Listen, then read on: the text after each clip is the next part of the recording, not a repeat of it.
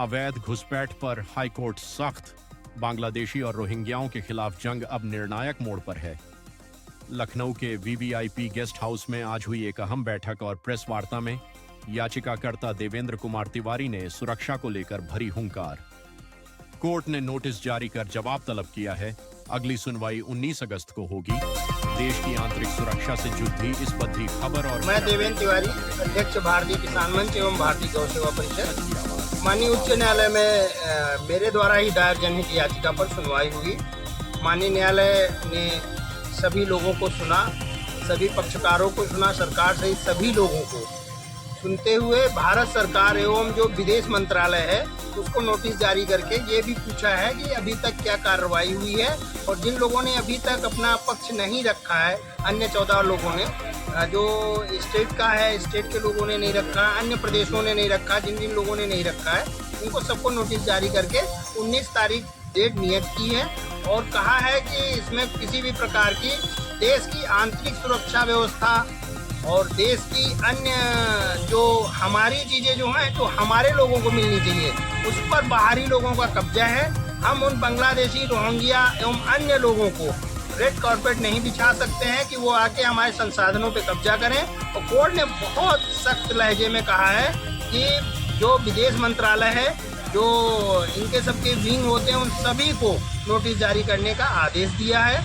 आदेश की प्रतिलिपि मैंने आप सभी लोगों को अभी मैं उपलब्ध करवा दूंगा। कल ही ऑर्डर अपलोड हुआ है और जिसमें प्रमुखता से पूरे भारत में जितने भी प्रदेश हैं, जितने भी एमएससी हैं, उन सबको नोटिस करने के लिए कहा गया कि कैसे और कितने लोग रह रहे हैं उत्तर प्रदेश से सभी लोगों को।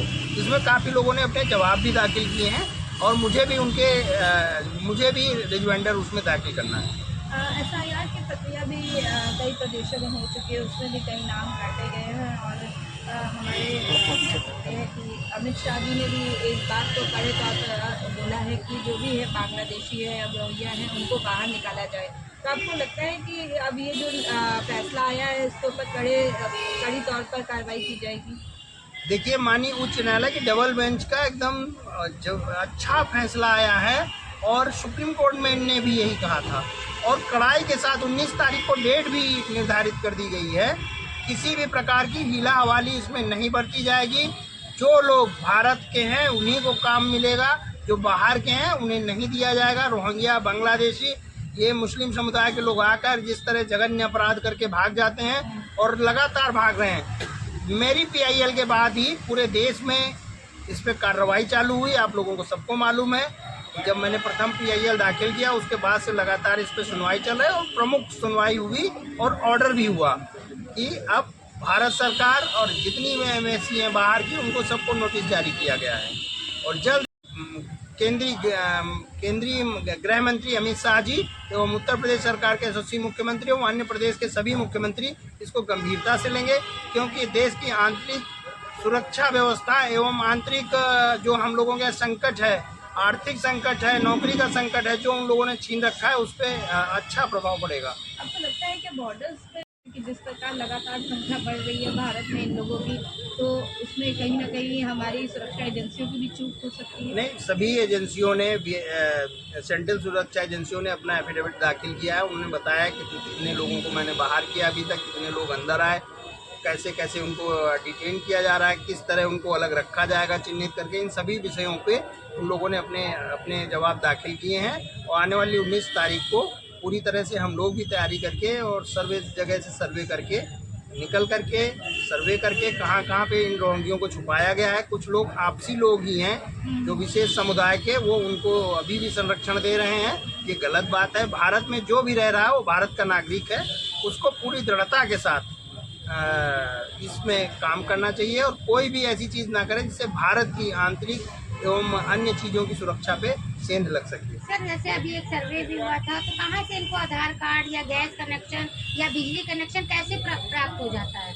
कुछ एजेंसियों द्वारा किया गया था, जिनको पकड़ा गया, जो ई सुविधा केंद्र हैं उनके द्वारा। रायबरेली में भी 90,000 कुछ बनाए गए थे, पश्चिमी उत्तर प्रदेश में कुछ बनाए गए थे। अपने उत्तर प्रदेश का अगर डाटा करें, और बंगाल में तो बहुतायत बनाए गए थे, बॉम्बे में बहुतायत थे। तमाम सारी जो प्रदेश हैं उनमें ये ई सुविधा केंद्र वालों ने किया था, जो उसमें हमारी पार्टी में यूडीआई भी है, यानी जो आधार कार्ड बनाती है वो भी पार्टी है, उनसे भी जवाब मांगा है कि इस तरह बिना डॉक्यूमेंट्स के कैसे बने हैं। हम उन नेताओं से भी कहेंगे कि छोटे से लालच में उठ के लालच में उन अवैध लोगों का कोई भी कागज वेरिफिकेशन ना करें, जिससे हमारे देश में कोई भी चीज़ की दिक्कत हो सके।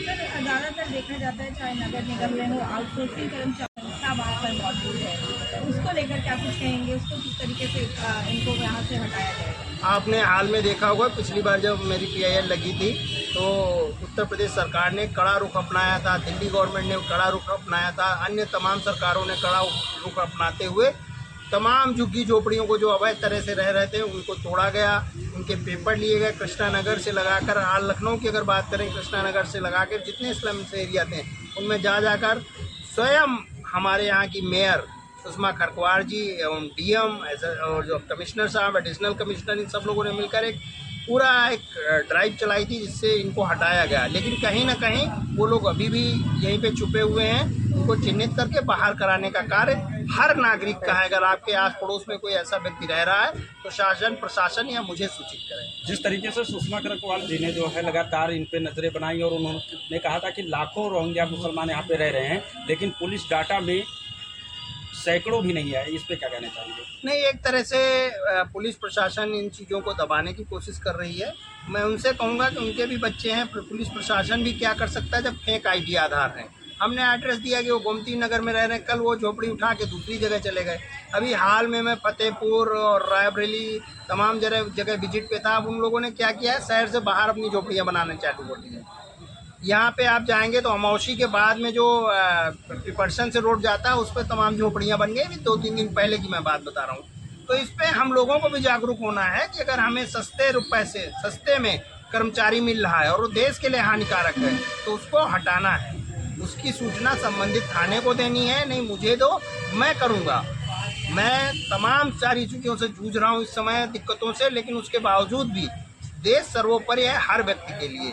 अगर आपके पड़ोस में कोई व्यक्ति किसी बांग्लादेशी, रोहिंग्या या जिसको आप नहीं पहचानते, जिसका आधार ID सस्पेक्टेड है, उसको अगर नहीं कर रहे हैं तो उसको तत्काल